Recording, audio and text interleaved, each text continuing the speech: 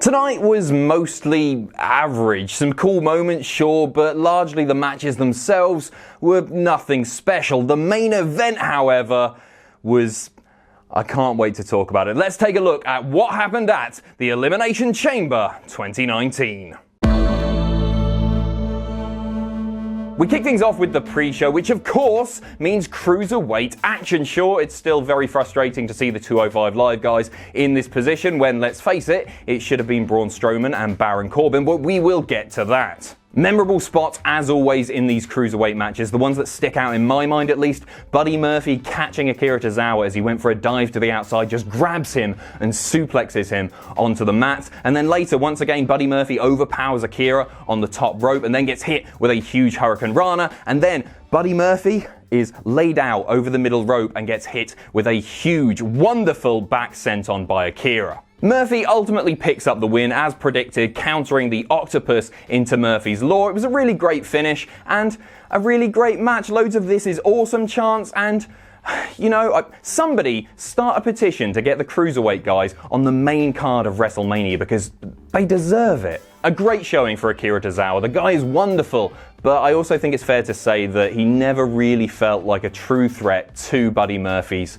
Cruiserweight title. The guy has just thrashed almost everyone on the 205 Live roster. I think it's time for a few call-ups. Main show now, and it's time for the first of two Elimination Chamber matches. This one, of course, to crown the first ever Women's Tag Team Champions. 3 teams from Raw, 3 teams from SmackDown. Carmella comes out first to a chorus of boos. Well, a moment of boos before Kevin Dunn got to the mute button. But of course, the first 2 teams in the ring are Bayley and Sasha Banks and Mandy Rose and Sonya Deville. A clever move to book Bayley and Sasha Banks as being one of the first 2 teams in this match, not just from a storyline perspective because it very much positioned Bayley and Sasha Banks as the underdogs, especially with Sasha Banks' injury, but also because they're the most experienced in the ring, which helped to hold the match together. Next into the ring are the Riott squad, who goes straight for Bayley and Sasha Banks, and then following this Tower of Doom when all of the women were down, the Iconics enter and just try to pin every single woman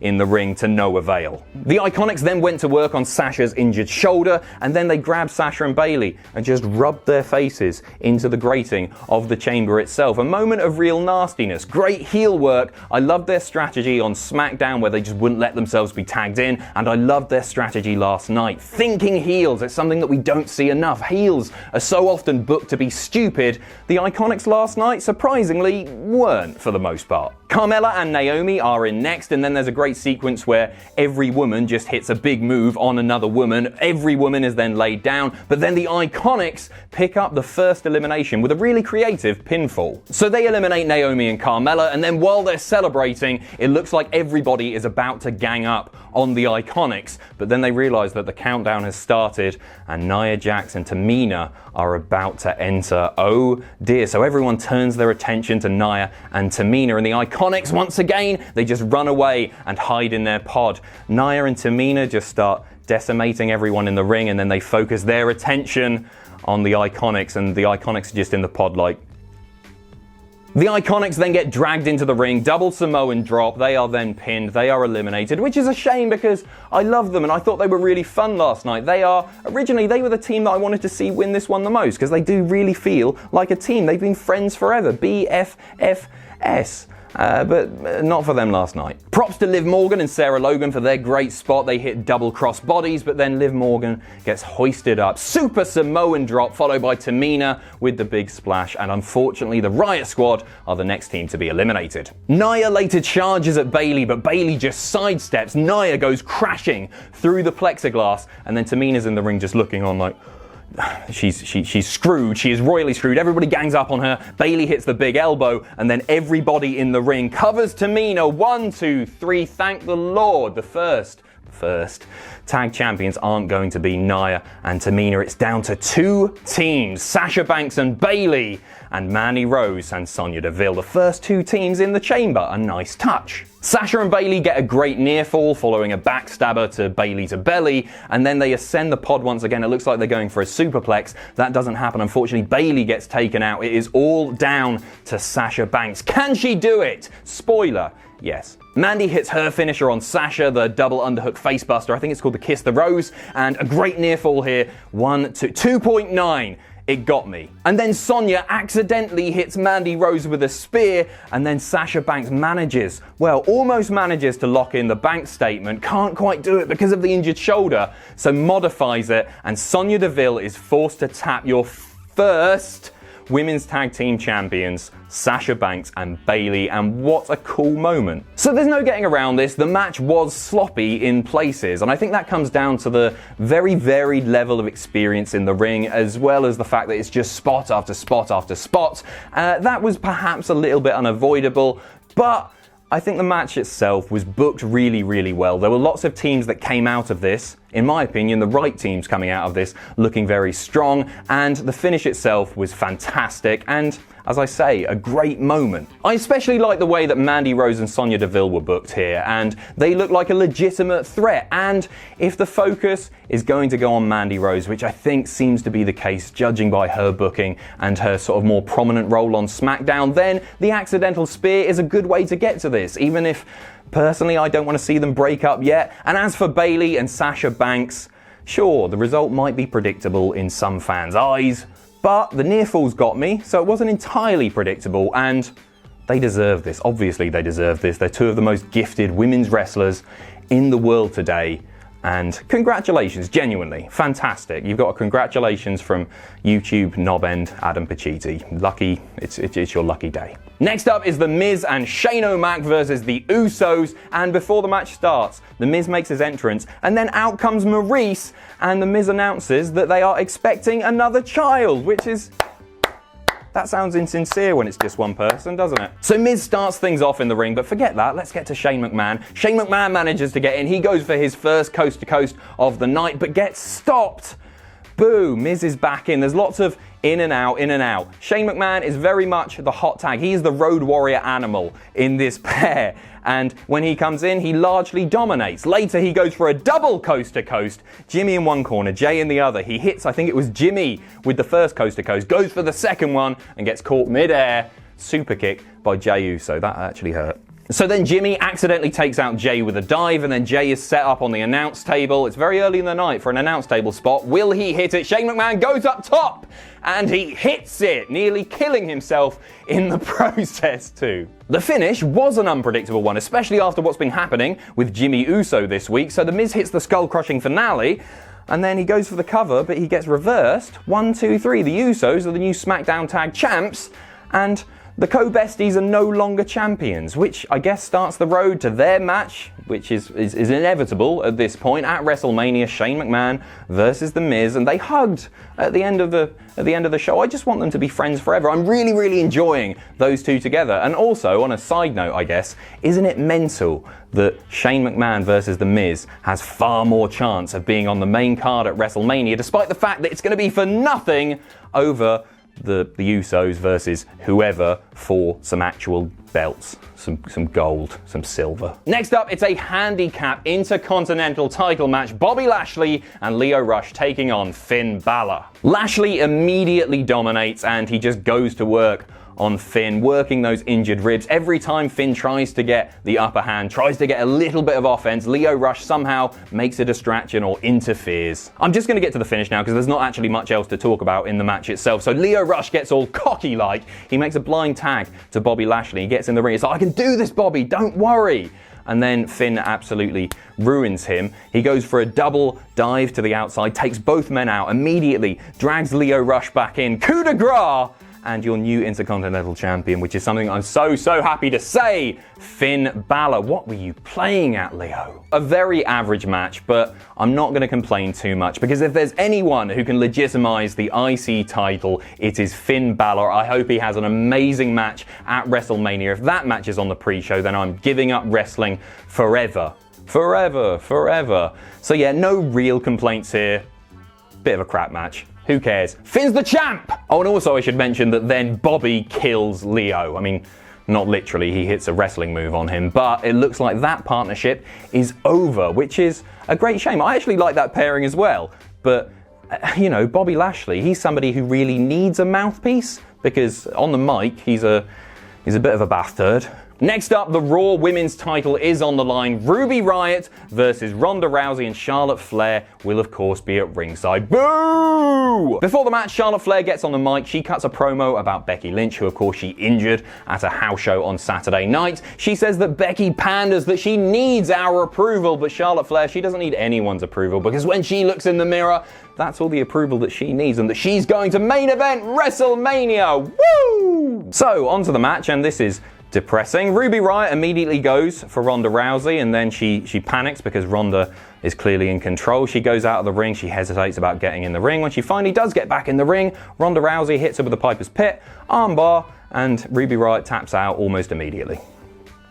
That's it. So yeah, Ruby deserves better. There's no other way of saying it. I don't care if you want to have a match to prove how dominant Ronda Rousey is, like we don't already know, but that position shouldn't have been Ruby Riott, who has lost a great deal of her credibility just because she's lost and she's lost and she's lost and she's booked in crap feuds. And it's a shame because I think Ruby is really the total package. She's so talented. If you're going to have this match, just use someone else. Have her beat up, I don't know, Alicia Fox. I don't care who. Ruby Riott deserves better. Fans often complain when a wrestler loses and they say, hey, that girl's been buried. And often that's not the case. They've just lost a match, but this was a burial.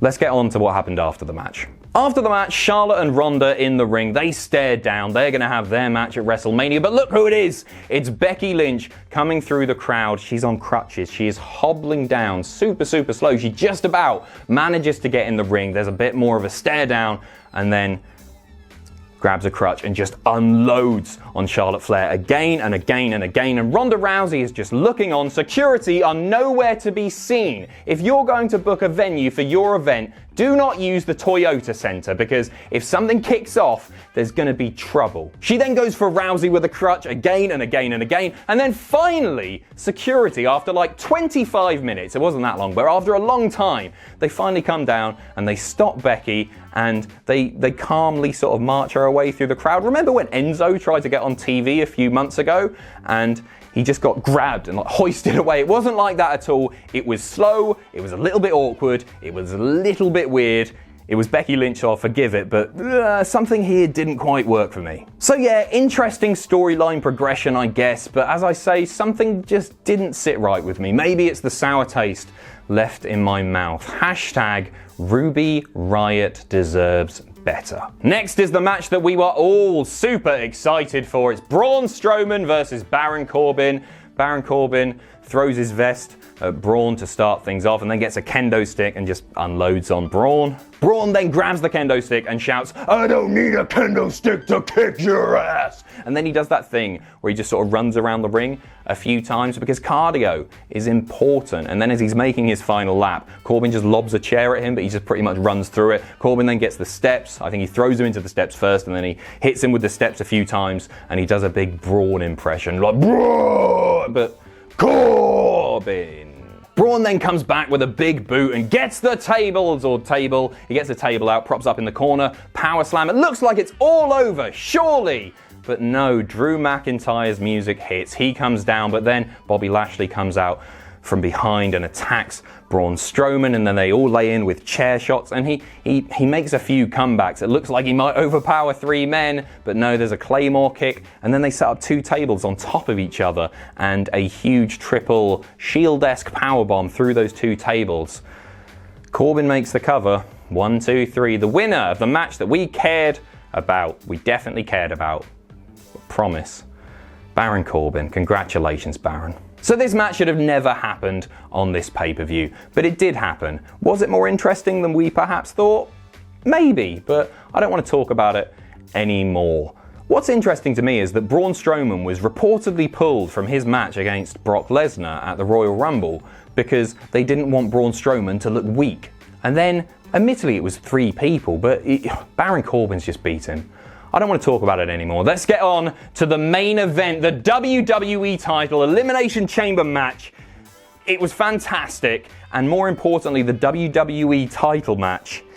is main eventing a pay-per-view, the first time in bloody yonks. So it's revealed that the first two men in the ring will be Samoa Joe and Daniel Bryan. Daniel Bryan makes his way down the ramp. He cuts a promo saying how he shouldn't be the first in this match. Fickle, you know the score. And then Rowan is sent to the back, despite the fact that it's an Elimination Chamber match. And, you shouldn't be able to get in. We know people can get in. Hello, Shawn Michaels. But he's sent to the back. Where will that lead? We will see. The first two men, as I say, Daniel Bryan, Samoa Joe.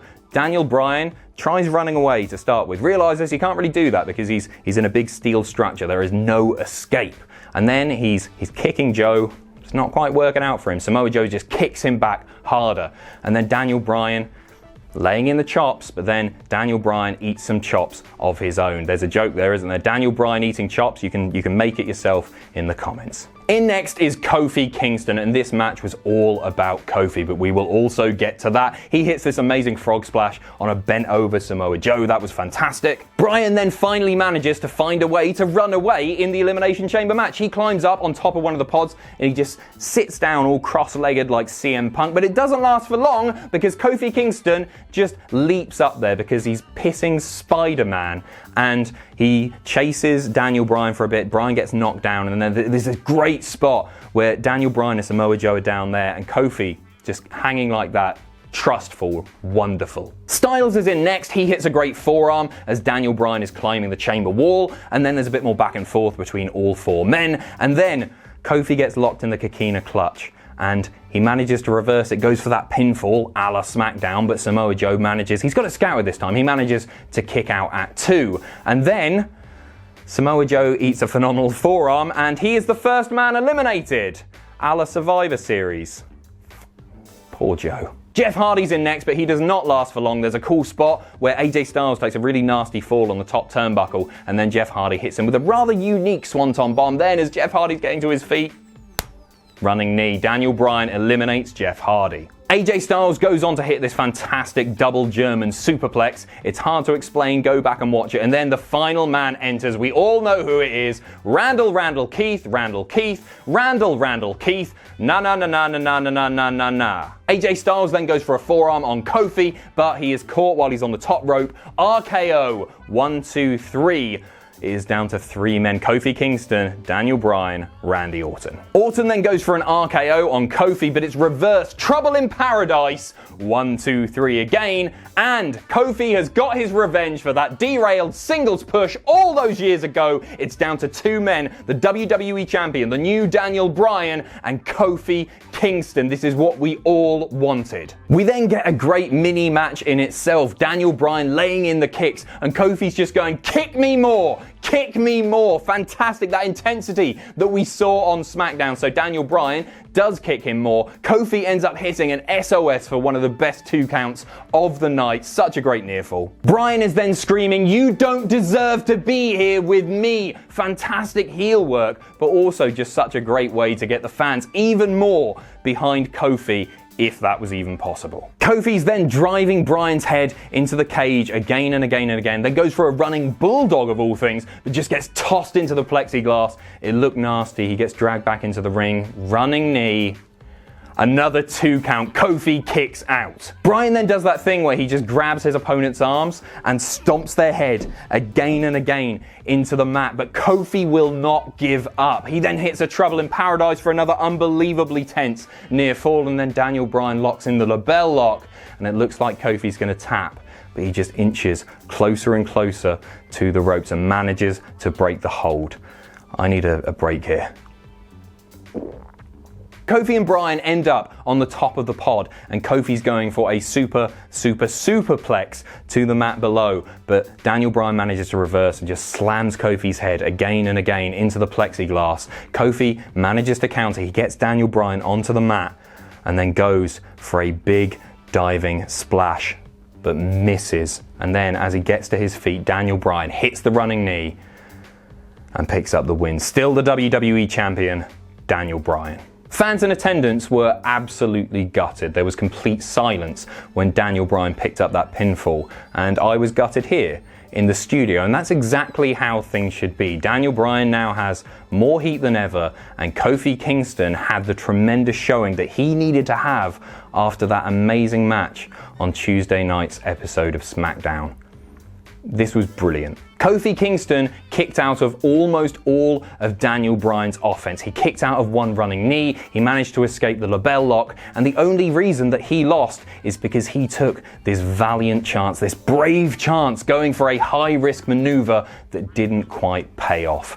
And I love that. After the match, Big E, Xavier Woods, they come down to the ring and they are saying to Kofi, you know, you did your best. You did your best. That was amazing. And it absolutely was amazing. The closing image of last night's pay-per-view was all of the New Day at the top of the ramp, looking on, the fans cheering, "Thank you, Kofi."